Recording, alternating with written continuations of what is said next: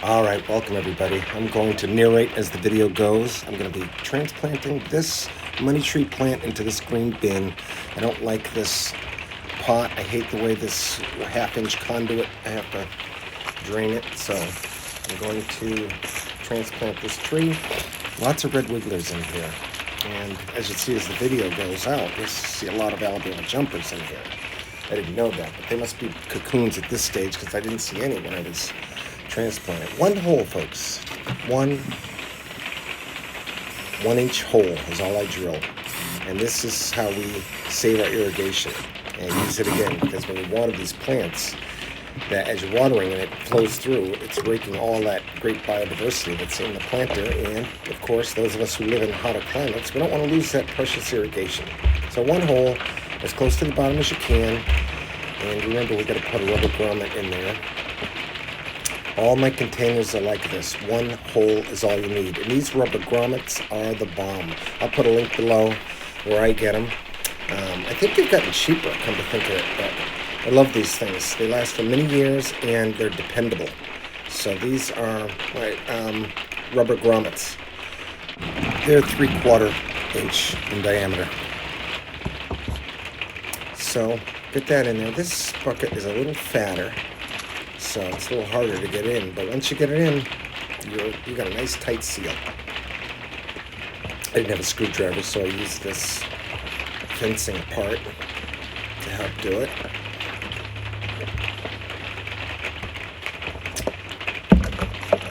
I got these containers on Facebook. I think I paid $20 for both of them. I think, yeah, 20 each, or maybe, I think it was 20 each. I think that was a little too much, but, oh well. I don't know what the heck this stuff is. I thought it was some oil, but it must have hardened up. Lube it up, it makes it a lot easier to get it in there if you lube it. And I should have put an elbow on the end, so I didn't hurt my hand as much, but I didn't. I usually do. Put an elbow on there. And it makes it easier on your hands to stick that in there like that. There's the elbow now. This you can regulate the water, similar to a valve, I would think. So if you go away, you can have the water at any level you want. This plant takes a lot of water. It sucks up a lot in the course of a hot day. But I can go probably a week. I don't have it that high because I don't want to flood the plant, but it does take a lot of water anyway. So let's pack it. I put a bunch of holes in these cans, and this is going to be my filter. And I put a yellow sock, and this is similar to any 55-gallon drum or bucket that I do is similar to this. I just pack it with all kinds of 100% cottons. And whatever else I think red wigglers will eat. Lots of cardboard I lined it with. After it's done, you forget what you put in there. At the bottom, a lot of times I'll put old wood. I don't know if I'm going to do it here. I forget what the video plays. Let's see what I back this thing with. It's been, I think, early spring. Like March, I think I did this on a nice day, so I didn't get around to finishing this video until about now. So I guess that's all I packed in there. Again, sometimes I do hugelkultur in there. I'll throw a lot of old wood. See a lot of clothes there at the bottom of that from the last time I filled it. So that retains moisture, and the reds have a place to go if the plant starts to dry out. As I did this, I didn't see any Alabama jumpers at all. So if you follow this video to the very end, you'll see I found about 30 of them in there. And they must be cocoons making it through the winter. And then they grow very fast come spring and summer.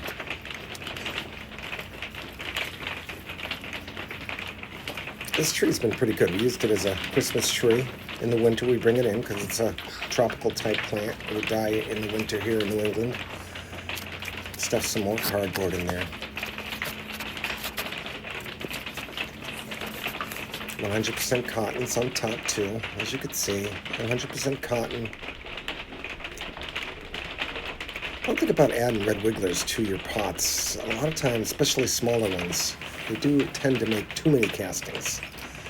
And the stuff gets really hard, the material. You have to keep putting stuff. That's showing 100% cotton. Worms will turn that into castings as it retains moisture. So that's kind of cool. Poke it in usually. Poke it in like that.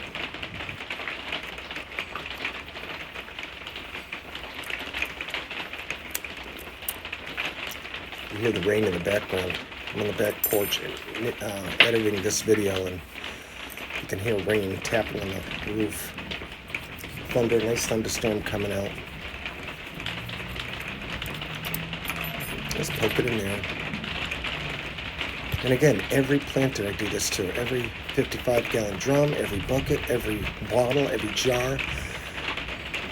One exit. You don't want to put many holes in there because you don't want to lose that irrigation, as I've said many times.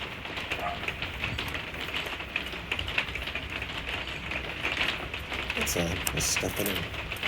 And then, of course, you don't need as much soil when you pack it with all kinds of stuff. Wet it down.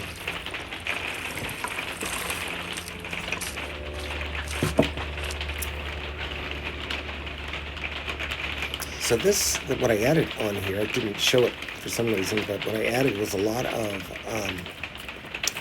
rabbit manure and sawdust. I had rabbits this winter, and this is what I used to take care of the droppings. I had a bunch of sawdust underneath. So that's pretty much, and this is aged a little bit as well. So I wasn't sure if this was a good idea or a bad idea. Turns out it was a good idea. The plant did survive and do well, even though I used very little soil, as you can tell. The soil that was initially in the pot and a lot of the sawdust and rabbit outputs.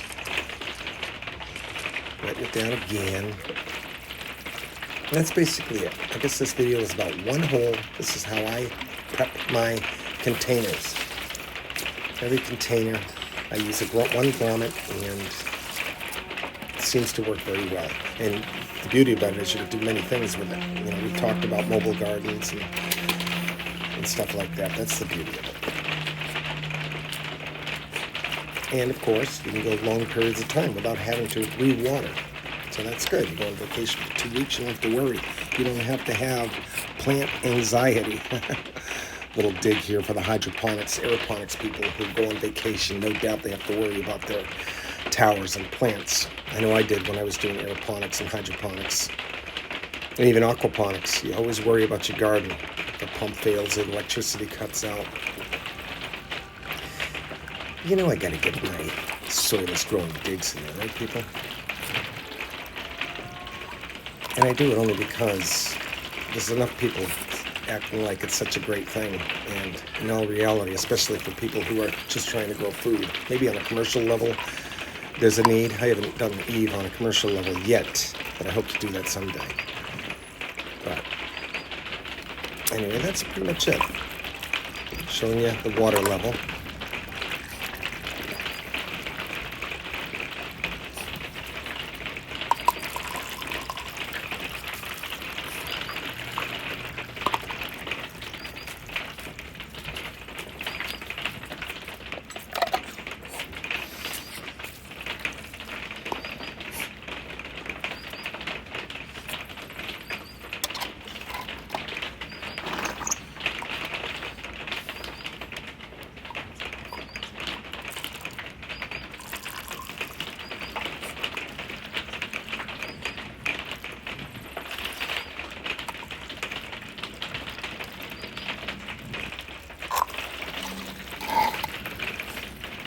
We'll do more of these builds. I'll show you how I build more of these different containers.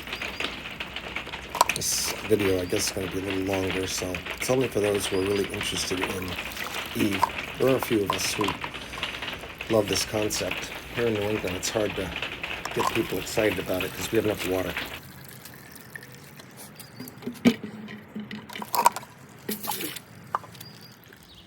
All right, so this tree is doing very good.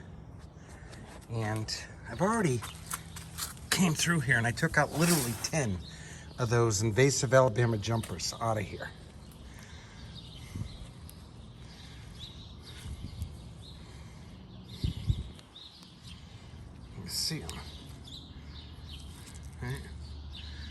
Let's see.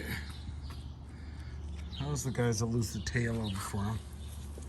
There's one. I already literally pulled 10 of them out here. 10 or 12, I think.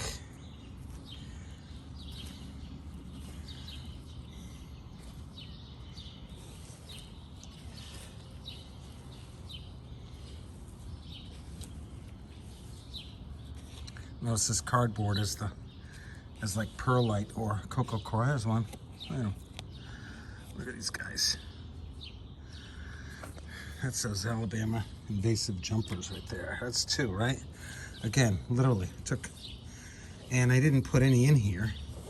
There must have been little cocoons in here.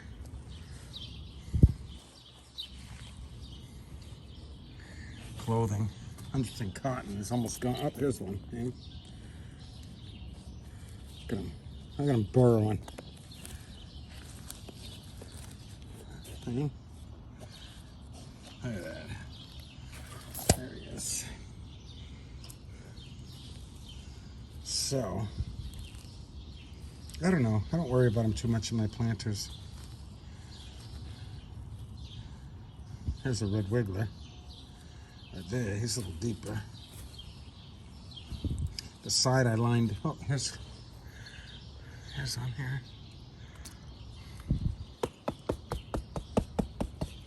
See if they come up from banging. Sometimes they come up if you bang it. Look at it. It's like magically they appear. That's 2. Oh, there's the other one here. I don't know. I know they're invasive, guys. But just like many invasive stuff, there could be something good about them. I don't know what it is yet.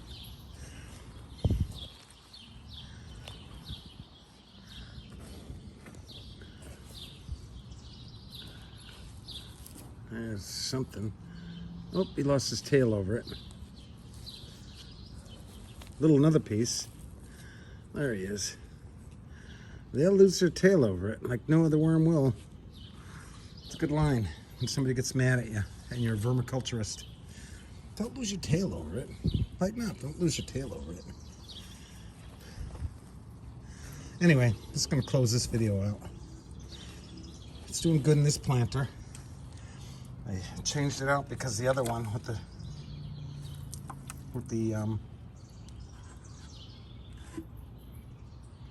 this one is a red. Let's try him right in there. All right. I got potatoes in here. This one here. Did the same thing with this one.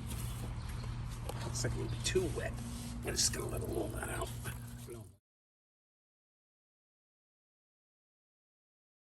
And here's what it looks like July 16th, 2023. It's doing very well, considering all the stuff I put in there.